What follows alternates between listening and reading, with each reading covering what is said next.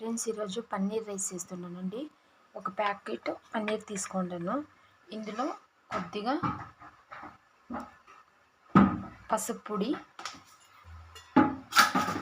Half teaspoon chilli powder,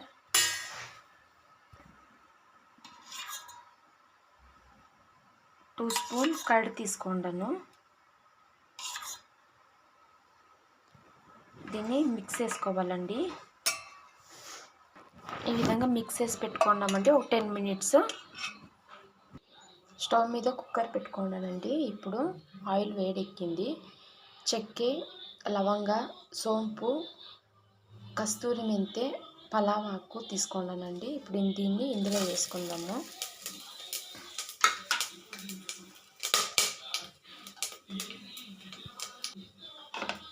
onion వేసుకున్నానండి.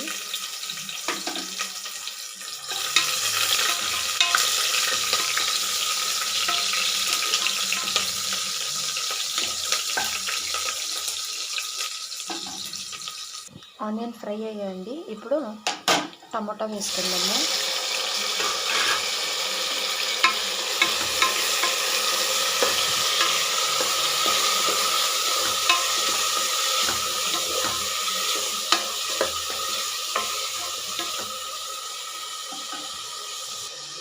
కొద్దిగా salt వేసుకుందామండి. గ్రీన్గా మగ్గుతుంది టమోటా. ఈ విధంగా మెత్తపడిందండి. ఇప్పుడు ఇందులో పేస్ట్ వేసుకుందాము.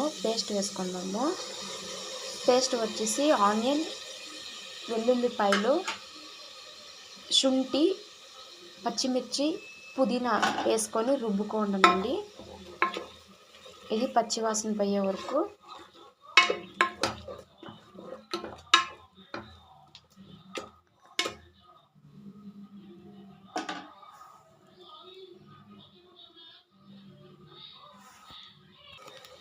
ఇందులోనే ఇప్పుడు గరం మసాలా 1 స్పూన్ అంత వేసుకుంటానండి. Chicken masala 1 teaspoon. ఇప్పుడు పచ్చివాసన మొత్తం పోయిందండి. ఇప్పుడు పన్నీర్ వేసుకుందాము. మిక్స్ చేసి పెట్టుకుంది పన్నీర్ మొత్తం ఇందులో వేసుకుందాము.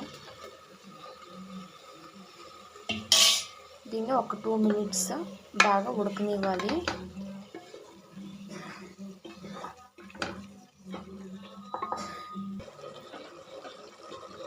ఈ విధంగా అయితే బాగా ఉడికిందండి. ఇప్పుడు రైస్ వేసుకుందాము. 3 గ్లాసుల బియ్యం తీసుకుంటాను. 1 మినిట్ ఇందులోనే కుక్ అవ్వాలండి ఇది రైస్.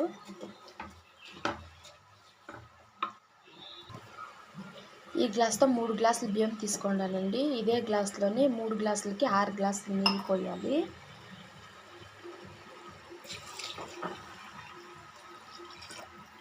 ఇంకా వేసుకొని కొత్తిమీర, పుదీనా కొద్దిగా వేసుకుందామండి. నిమ్మరసం పిండుకుందామండి. ఒక హాఫ్ నిమ్మకాయ తీసుకుంటాను. విధంగా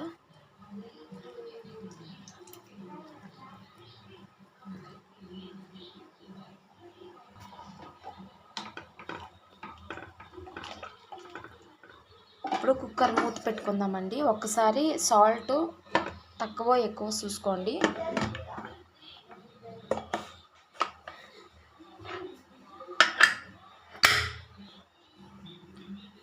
రెండు విజిల్ రావాలండి.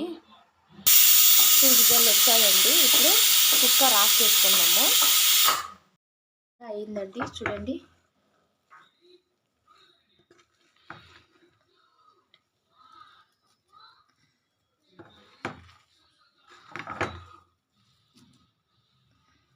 ఈ విధంగా రెడీ అయిపోయిందండి పన్నీర్ రైస్.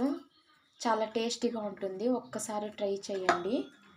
నా వీడియో కనుక మీకు నచ్చినట్టయితే లైక్ అండ్ సబ్స్క్రైబ్ చేసుకోండి.